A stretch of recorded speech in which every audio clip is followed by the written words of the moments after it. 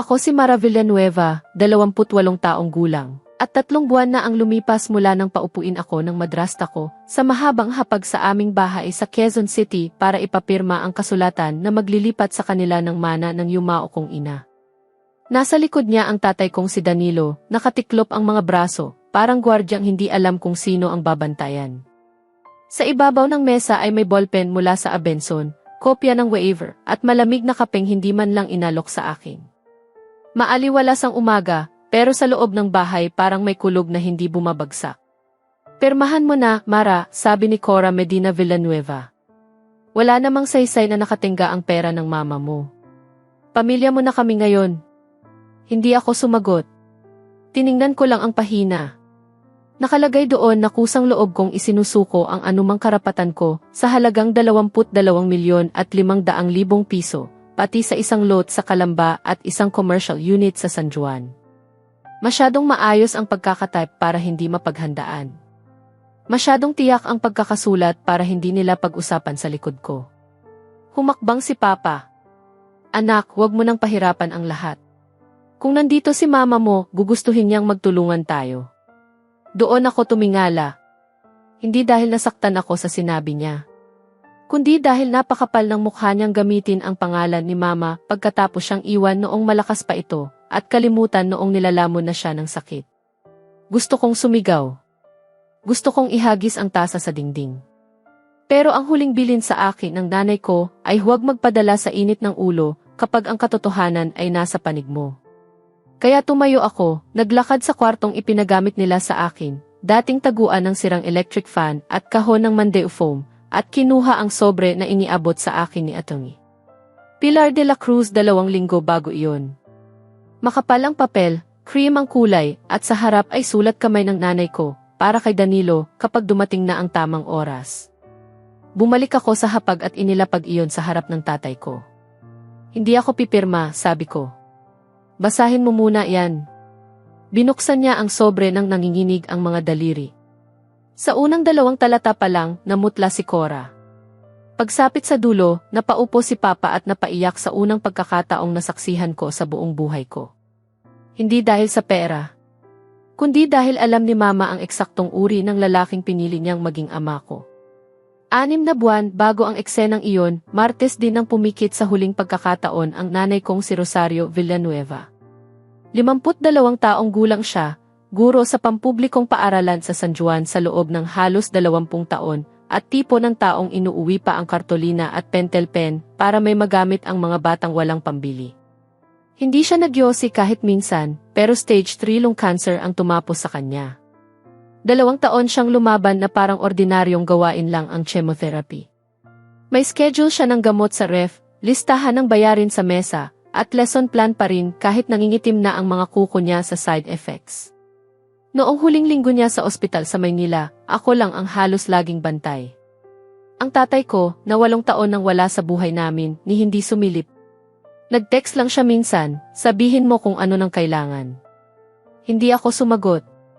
Hindi dahil wala kaming kailangan, kundi dahil alam kong hindi niya kayang ibigay ang bagay na pinakaimportante, presensya. Si Mama, kahit hirap ng huminga, siya pa rin ang umaalo sa akin. Hinahaplos niya ang likod ng kamay ko at paulit-ulit na sinasabing huwag akong matakot sa katahimikan dahil doon daw lumalabas ang totoo. Kinabukasan bago siya mawalan ng malay ng tuluyan, hinila niya ako palapit. Manipis na ang mga daliri niya pero matibay pa rin ang kapit. Mara, bulong niya, kapag may dumating na naniningil ng hindi naman kanila, tawagan mo si Atty. Pilar de la Cruz. Nasa kanya ang lahat ng kailangan mo. Hindi ko na itanong kung ano ang ibig niyang sabihin. Tumango lang ako habang tumutulo ang luha ko sa kumot niya.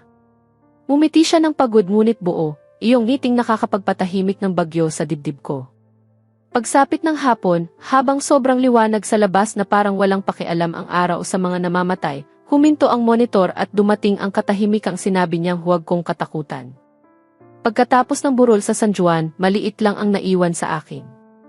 Kaunting damit, kahon ng mga litrato, lumang bracelet na may munting lock, at isang pangalan na hindi ko pa kilala. Nabayaran ni Mama ang ilan niyang utang sa paggamot sa pamamagitan ng pagbenta ng dati naming bahay sa Calamba.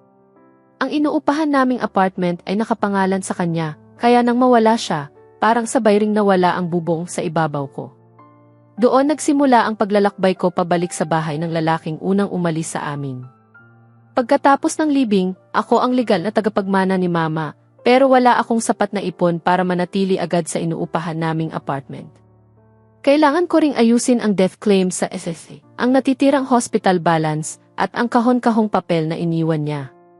Si Tita Mila, bunsong kapatid niya at nurse sa Mandaluyong, gusto akong ampunin pansamantala sa maliit niyang kondo, pero alam kong nagsisiksikan na rin sila ng 2 anak niya.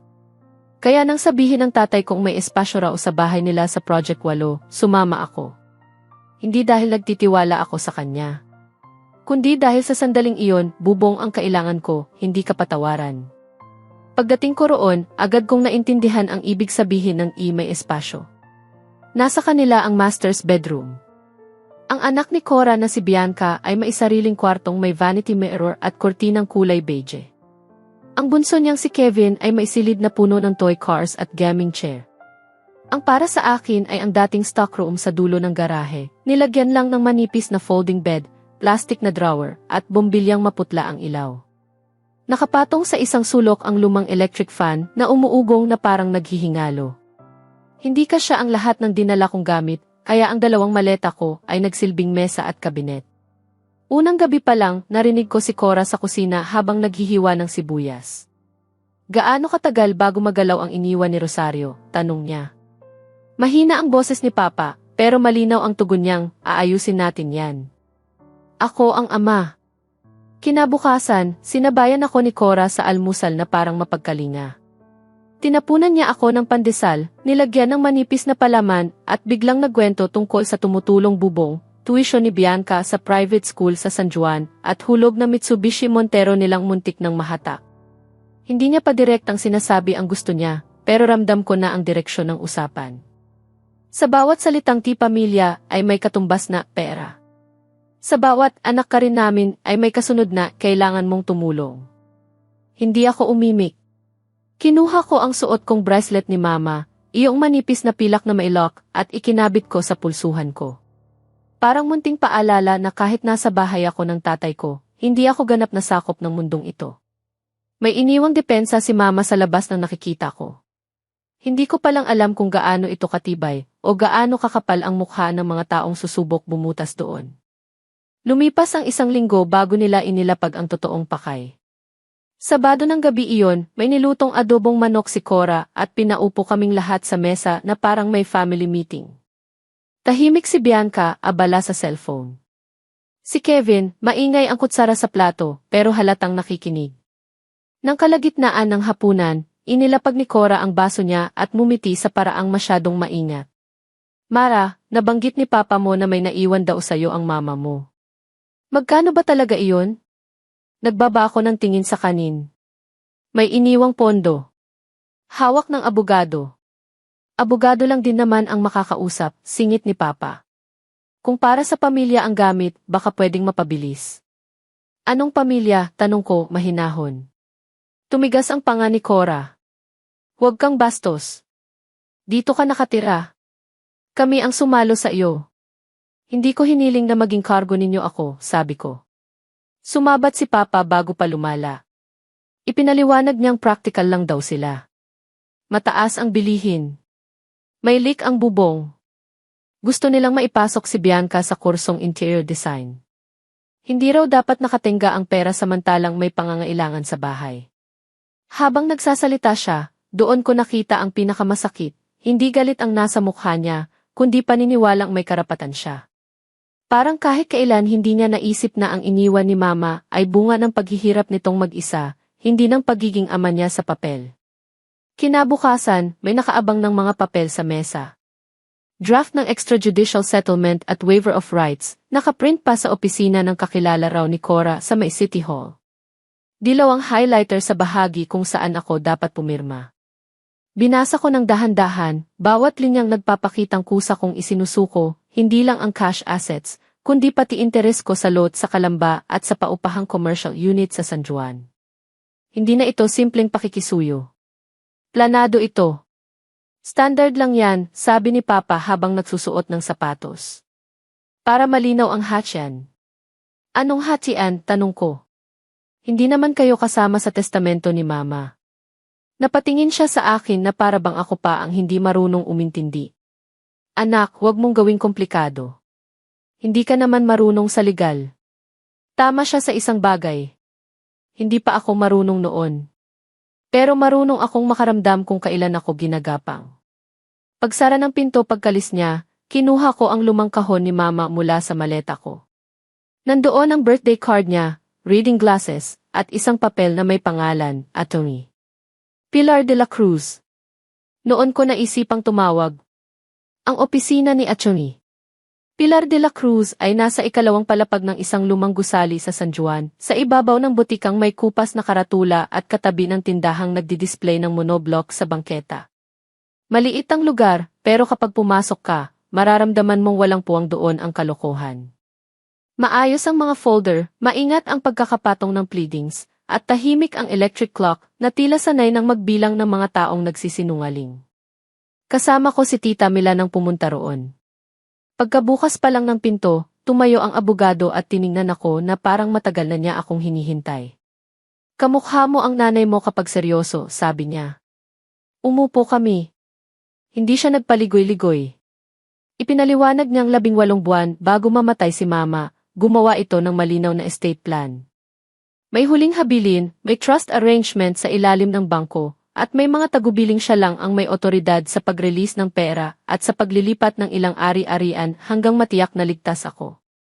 Mula sa GSIS at insurance proceeds, sa naipon ni Mama, at sa ibinenta naming bahay sa Calamba, umabot sa humigit kumulang 22,500,000 piso ang kabuuang halaga. May commercial unit pa sa San Juan na paupahan sa isang optical shop at may maliit na bakanting lot sa Laguna na tumataas ang value taon-taon. Hindi nila basta magagalaw iyon, tanong ko. Hindi, sagot niya. Maliban na lang kung may peke, pananakot o pandaraya. At kung gawin nila iyon, mas lalo silang mababaon. Doon ko lang nailabas ang hiningang ilang linggo kong pinipigil. Akala ko pera lang ang iniwan ni Mama. Hindi ko alam na nagtayo siya ng pader sa paligid ko. Mula sa drawer ng mesa, inilabas ni Atty. Pilar ang isang makapal na sobre, cream ang kulay, maisulat kamay sa harap. Para kay Danilo kapag sinubukan na niyang kunin ang hindi kanya. Iniwan niya ito sa akin may kasamang petsa, kondisyon at witness, sabi ng abogado. Ikaw ang mag-aabot kapag handa ka na. Hinawakan ko ang sobre at parang nakapako ang tibok ng nanay ko sa papel. Ano nang laman nito? Hindi ko sasabihin, tugon niya. Mas mahalaga ang timing kaysa kuryosidad. Binigyan niya rin ako ng kopya ng ilang dokumento at listahan ng dapat kong bantayan, mga pirma na hindi akin, mga request sa bangko, mga biglang pagyayaya sa notaryo. Bago kami umalis, humawak si Tita Mila sa balikat ko. Hindi ka nag-iisa, Mara, bulong niya. Sa unang pagkakataon mula nang mamatay si Mama, naniwala ako roon. Pag-uwi ko galing sa opisina ni Atty. Pilar, nadatnan kong nakalabas sa garahe ang ilan sa mga gamit ko. Hindi lahat, pero iyong pinakamalapit sa alaala ni Mama, kahon ng mga litrato namin sa Calamba, paborito niyang tasang may bitak sa hawakan, ilang libro sa pagtuturo, at ang maliit kong journal na sinusulatan ko gabi-gabi. Nakasiksik ang lahat sa itim na trash bag, katabi ng mga tuyong dahon at kartong pinaghinalaan kong ilalabas sa basurahan kinabukasan. Huminto ako sa pintuan at naramdaman kong may malamig na tumama sa batok ko. Lumabas si Cora mula sa sala, maihawak na tuwalyang tinutupi. Niluwagan lang namin ang loob. Gagawin na naming study area ni Kevin ang stockroom. Gamit ko yan, sabi ko. Libre ka nang tumira rito, sagot niya. Huwag ka nang maarte sa espasyo. Binuksan ko ang trash bag, basa ang ilang litrato. Ang lock ng bracelet case ni Mama ay nakabuka. Yung lumang larawan ko habang nakaupo sa kandungan niya ay namamansahan ng kung anong likido. Napapikit ako sandali. Kung magsasalita ako agad, baka hindi ko mapigilan ang sarili kong sumigaw. Pwede ninyong kunin ang kama, sabi ko ng mahinahon. Pwede ninyong kunin ang silid. Pero hindi ninyo pwedeng itapon ang alaala ng nanay ko na parang balat ng saging. Unang beses yata akong tiningnan ni Cora ng direkta. Sandaling may kumurap sa mukha niya, parang naunawaan niyang lumampas na siya. Pero mabilis ding naglaho iyon. Binalikan niya ang pagtitiklop ng tuwalya at iniwan akong nakaluhod sa sementong sahig. Nang gabing iyon, isa-isa kong pinatuyo ang mga larawan gamit ang electric fan. 12 piraso ang tuluyang nasira. Kinuhanan ko ng litrato ang natitirang malinaw at in-upload sa cloud folder. Sinunod ko rin ang payo ni Atty. Pilar, itago sa maleta ang lahat ng bagay na may sentimental at legal value. Mula noon, lagi ko nang suot ang pilak na bracelet at palagi kong may duplicate sa cellphone ang mahahalagang papel. Parang walang nangyari kinaumagahan. Nagluto si Cora ng longganisa. Nagpatugtog si Kevin ng malakas sa sala. Si Papa, umalis na parang ordinaryong bahay lang ang ginagalawan namin. Pero sa loob ko, may nagbago. Hindi na ito usapang makisama. Hindi na rin ito simpleng problema sa pera. Ito na ang digmaan sa pag-alala. At sa mga laban na ganoon, ang unang natalo ay ang taong nahuli sa katotohanan. Hindi ako papayag na ako iyon. 3 araw matapos ang insidenteng iyon, may nakita akong sobre sa junk drawer ng kusina habang naghahanap ako ng gunting. Ang drawer na iyon ang tambakan ng resibo sa Mercury Drug, lumang susi, rubber band, takeout menu mula sa Binondo, at mga liham na walang may gustong ayusin. Ang sobre ay mula sa bangkong humahawak sa trust arrangement ni Mama. Nakapangalan ito kay Atty. Pilar, pero may duplicate na ipinadala sa address ng bahay. Marahil standard notice. Marahil pagkakamali ng sinumang umaasang makakalusot. Binuksan ko ang kopya at dahan-dahang binasa. Nakasulat doon na may tumawag at nagpakilalang legal representative ko, humihiling ng full account summary at withdrawal procedure. Tinanggihan ng bangko ang request dahil malinaw sa record na si Atty. Pilar lamang ang authorized trustee at hindi maaaring mag-release ng detalye nang walang tamang order o pagkakakilanlan. Sa ibaba ng liham ay ang pangalan ni Cora Medina Villanueva. Hindi ako nanginig. Sa halip, luminaw ang isip ko. Kinuhaan ko ng litrato ang harap, likod, sulok ng sobre, pati postmark. Ibinalik ko ito sa eksaktong pwesto kung saan ko nakita, saka ako nagkulong sa banyo para i-email ang mga larawan kay Atty. Pilar. Isang linya lang ang isinulat ko, sinubukan niya na. Wala pang 1 oras, tumawag siya. Huwag mong ipaalam na nakita mo ang sulat, sabi niya. Dito nagsisimula ang dokumentadong pandaraya. Ipinaliwanag niyang kapag nagpakilala si Cora bilang guardian o representative ng walang basehan, maaaring pumasok iyon sa attempted fraud, lalo na kung may susunod pang pekeng papeles. Huwag daw akong pipirma sa kahit anong ihaharap. Huwag ding magagalit ng lantaran. Mas mainam daw minsan ang tahimik na kalaban dahil mas madali nitong pinapakita ang tunay na anyo ng kaaway. Kinagabihan, masyadong masaya si Cora habang nagfa-Facebook sa sala. Ipinapakita niya kay Bianca ang mga sofa na gusto raw niyang bilhin sa Mandeo Foam kapag nakaahon na sila. Sa garahe, pinupunasan ni Papa ang Montero na parang kaya niyang pakintabin pati konsensya niya.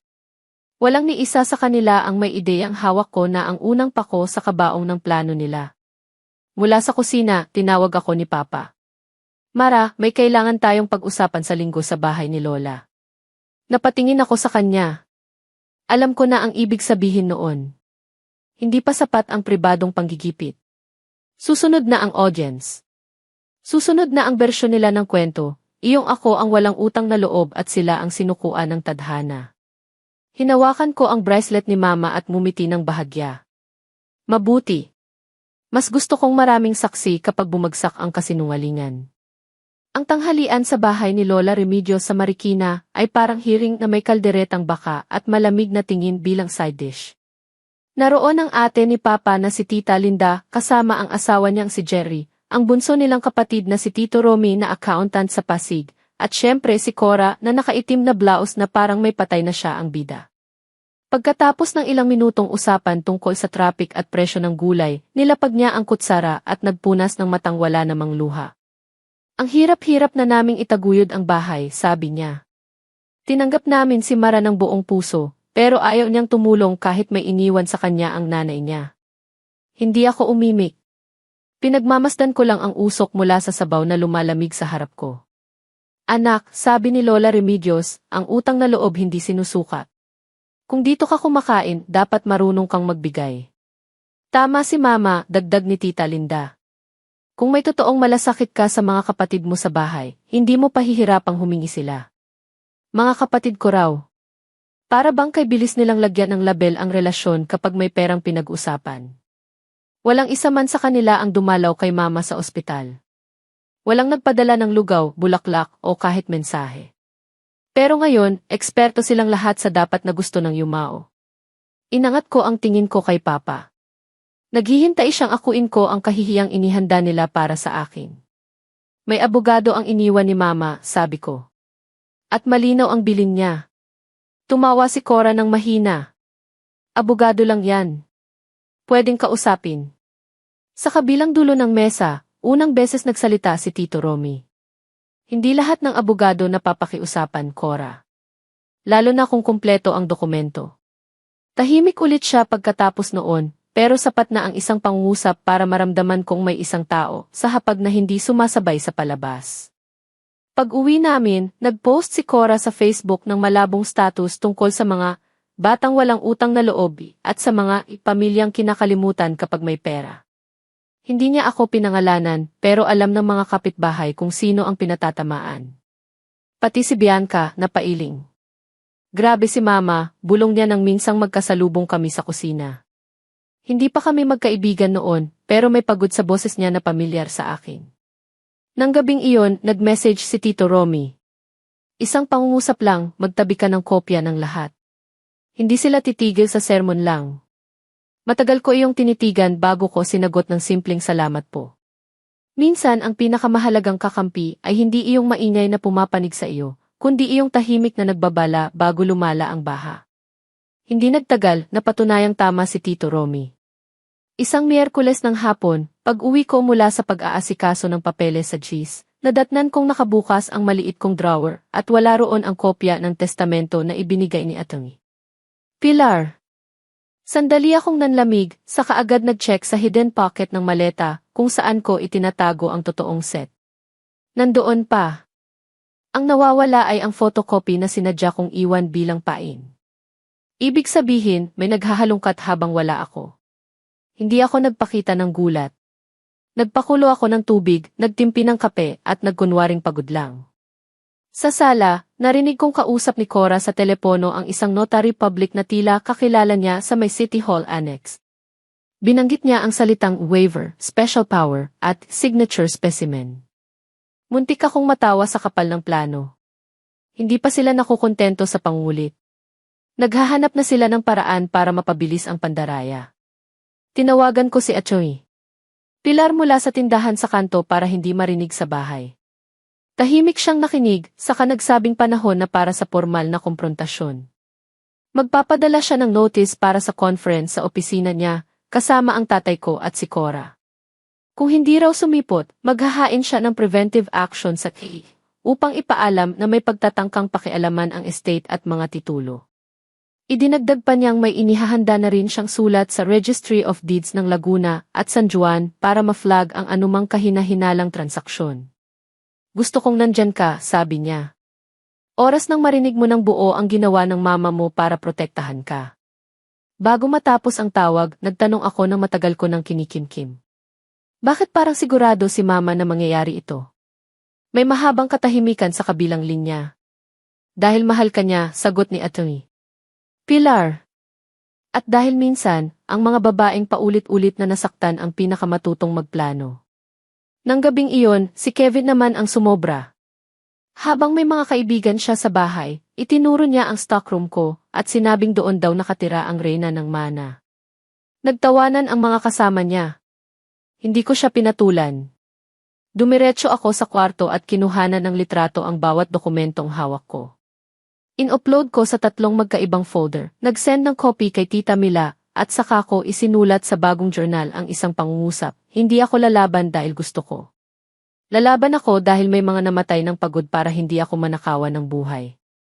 Dumating ang conference notice makalipas ang 2 araw, at parang biglang sumikip ang buong bahay. Nakasulat doon ang petsa, oras, at layunin, formal legal clarification regarding the estate of Rosario Villanueva and attempted unauthorized access. Ayaw sana ni Cora pumunta. Narinig ko siyang nagwawala sa kusina, sinasabing pananakot lang daw iyon ng abogado. Pero sumama rin siya sa huli, marahil dahil naniwala siyang mapapaartehan niya si Atty. Pilar gaya ng pagmamanyobra niya sa mga kamag-anak. Maaga kaming dumating sa San Juan. Suot ni Papa ang polo niyang pangsimbang gabi at dala ni Cora ang malaking bag na parang mailamang script. Naroon din si Tita Mila at si Tito Romy na inimbitahan ni Atty. Pilar bilang independent witness dahil accountant at kamag-anak ng tatay ko. Sa maliit na conference room, inilapag ng abogado ang isang folder na mas makapal kaysa sa kapal ng mukha ng mga bisita niya. Diretso niyang ipinaliwanag ang legal na kalagayan. Ang will ni Mama ay naprobate na. Ang trust arrangement ay may malinaw na trustee at beneficiary. Ang commercial unit sa San Juan ay naka-annotate na may restrictions. Ang lot sa Calamba ay naka-red flag na sa Registry of Deeds. Wala raw kapangyarihan si Papa o si Cora na humingi ng release, summary, withdrawal o pirma sa ngalan ko. At kung gagawin nila muli, handa siyang magsampa ng kaukulang kaso, kabilang ang civil action at criminal complaint para sa attempted estafa at falsification kung mailalabas na peking dokumento. Namutla si Papa. Si Cora, hindi agad natinag. Asawa ako, matigas niyang sabi. At nasa poder namin si Mara. Poder ay hindi lisensya sa pandaraya, sagot ni Atty. Pilar. Pagkatapos ay inilabas niya ang printout ng bank notice, ang tala ng tawag, at ang kopya ng mga papeles na inihanda sa City Hall Annex. Hindi ko alam kung paano niya nakuha ang huli, pero ramdam kong mas malawak ang network ng nanay ko kaysa akala ko. Tahimik ang silid. Ang tanging tunog ay aircon na humuhuni at daliri ni Cora na tumitipa sa bag niya. Wala kayong patunay na ako iyon, bulong niya.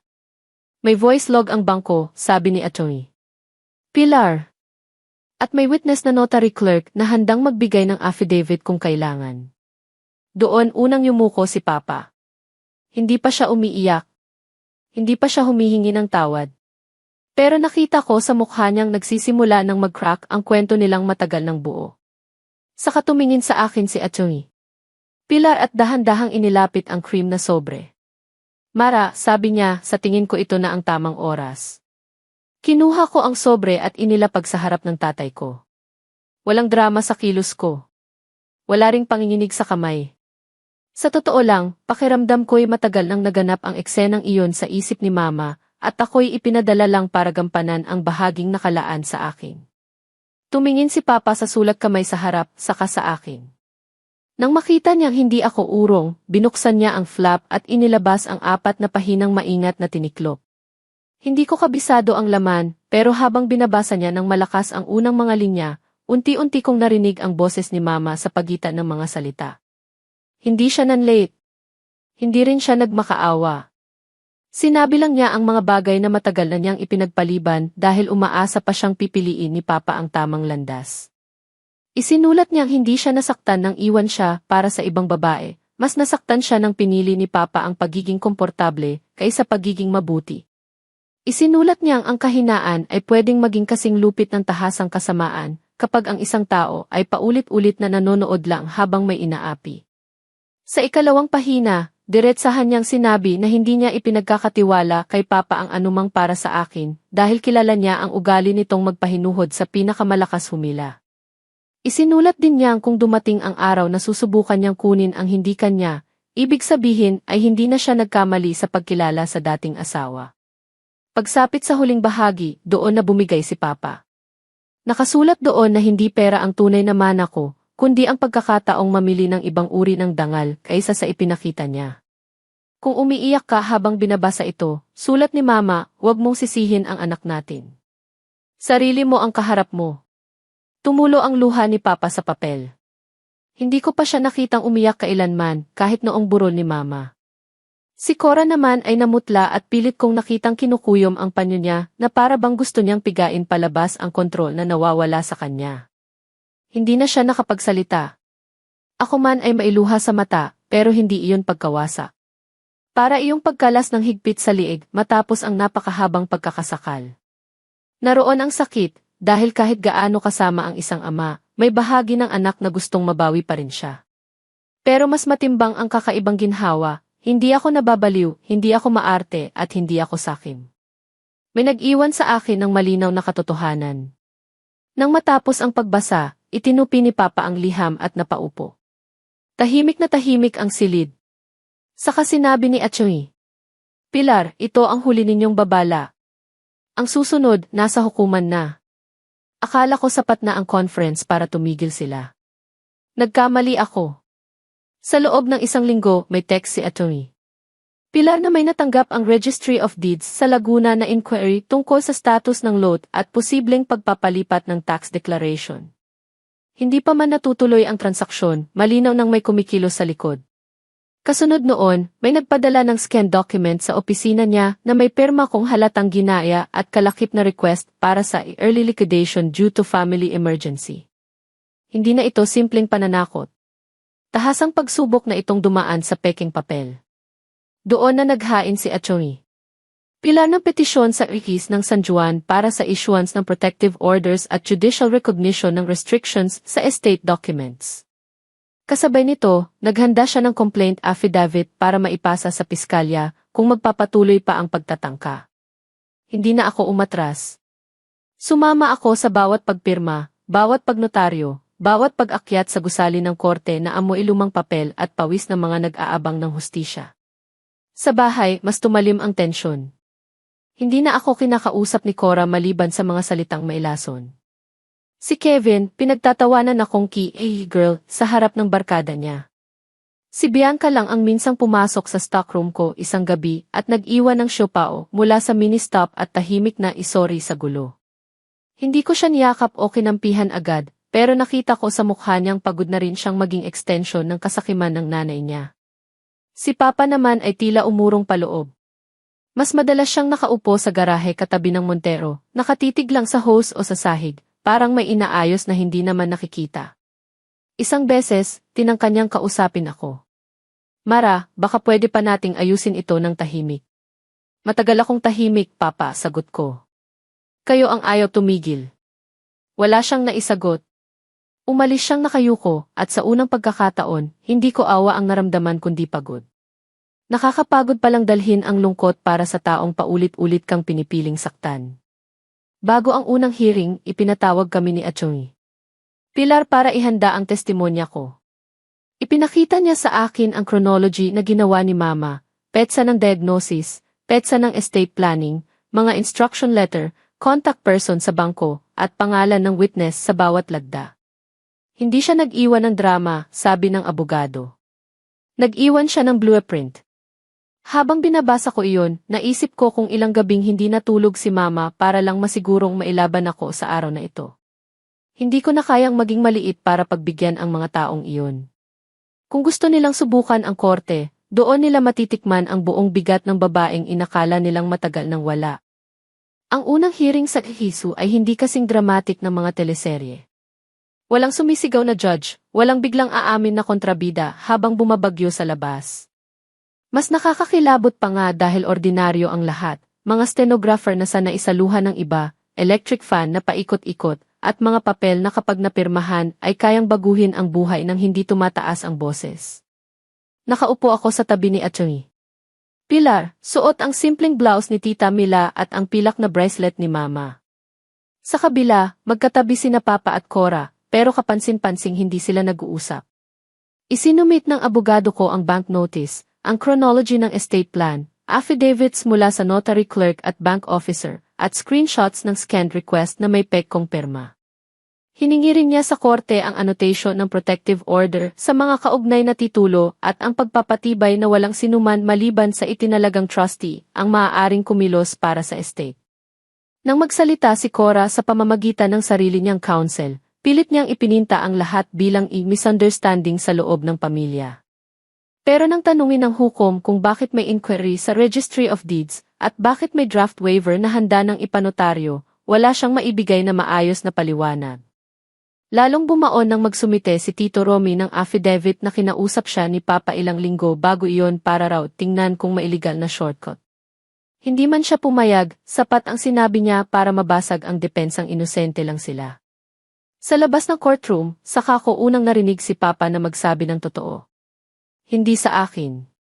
Sa abogado niya. Hindi ko akalaing aabot sa ganito, bulong niya. Gusto kong sabihing matagal ng ganito, ngayon lang may papel na nagpapatunay. Pero pinili kong manahimik.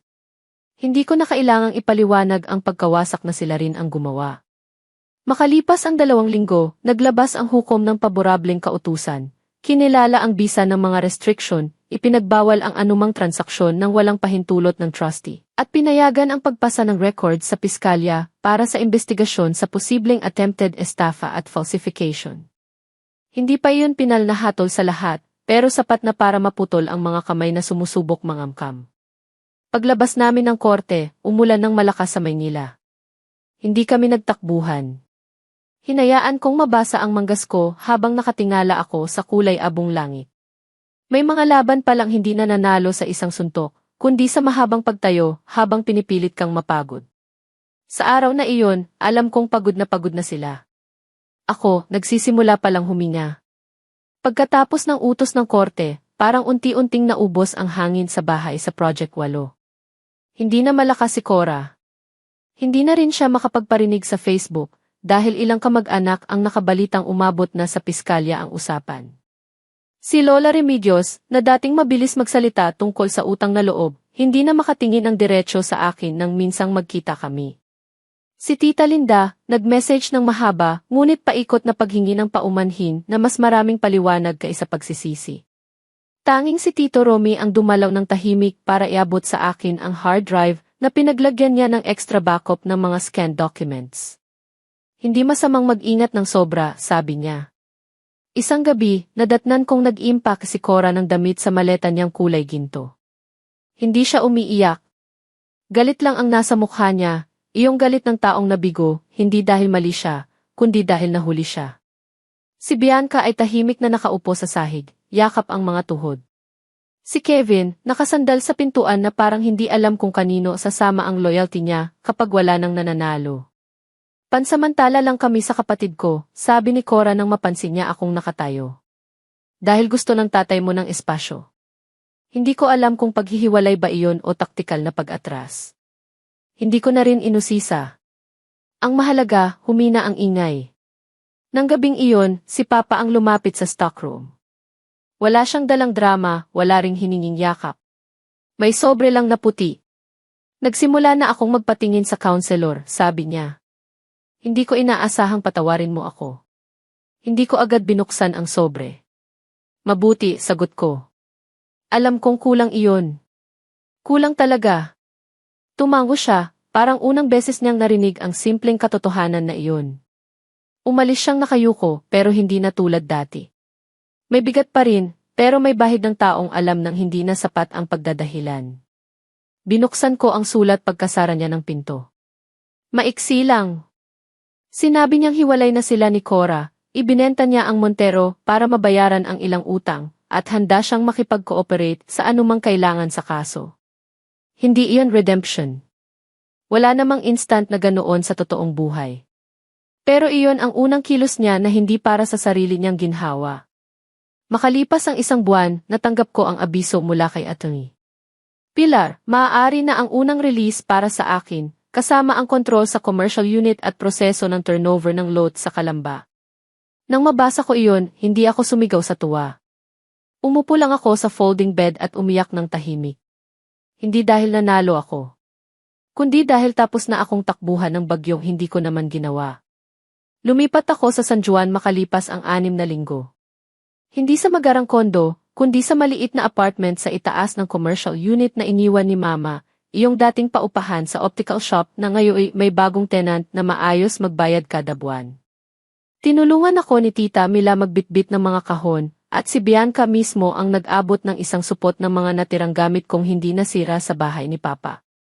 Bago siya umalis, yumakap siya ng mabilis at bumulong ng kisa na maging payapa ka na. Sinagot ko siya ng totoo, ikaw rin. Minsan, may mga taong hindi mo kailangang maging kapatid para maunawaan ang parehong sugat. Sa tulong ni Atty. Pilar at ng isang maingat na financial planner, inayos ko ang unang bahagi ng mana. Naglaan ako ng pondo para sa emergency savings, inayos ang buwis sa mga ari-arian, at sinimulan ang pagpapaayos ng lot sa Kalamba na balak kong tayuan balang araw ng maliit na learning center bilang alaala kay Mama. Hindi engrande ang plano. Gusto ko lang ng lugar na may libreng remedial reading, lumang libro, at tahimik na mesa kung saan may batang makakahinga. Parang kabaligtaran ng bahay na pinanggalingan ko.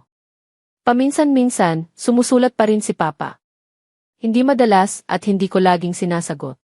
May mga sulat na puro pagsisisi, may ilan na update lang tungkol sa counseling at trabaho.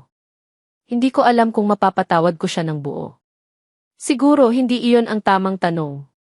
Ang mas mahalaga ay hindi ko na kailangang magpasya habang nakasandal ang takot sa lalamunan ko. Malaya na akong pumili kung sino ang papapasukin sa buhay ko at kung sino ang hanggang sulat na lang. Sa isang maaliwalas na umaga, inilabas ko ang bracelet ni Mama at binuksan ang maliit na lock. Naroon pa rin ang lumang litrato ko sa kandungan niya, bahagyang kupas pero buo. Natawa ako ng mahina. Ang daming nagtangkang kunin ang iniwan niya sa akin. Pero ang pinakamahalagang bahagi ay hindi nila kailanman nahawakan ang paraan niya ng pagmamahal. Maingat. Matalino. Hindi pa dalos-dalos. Matapang kahit mahina na ang katawan. Kapag may nagtatanong ngayon kung paano ako nakaligtas sa sarili kong pamilya, hindi ko agad sinasabing dahil sa pera o abogado o korte. Sinasabi kong nakaligtas ako dahil may isang inang, kahit unti-unting kinukuha ng sakit, naglaan ng huling lakas para turuan akong huwag isuko ang pangalan ko sa mga taong sanay mang-angkin. Ang hustisya, natutunan ko, ay hindi laging maingay. Minsan isa lang itong pinto na tahimik mong isinasara, saka ka humihinga ng malalim sa wakas, at hindi ka na muling lumilingon.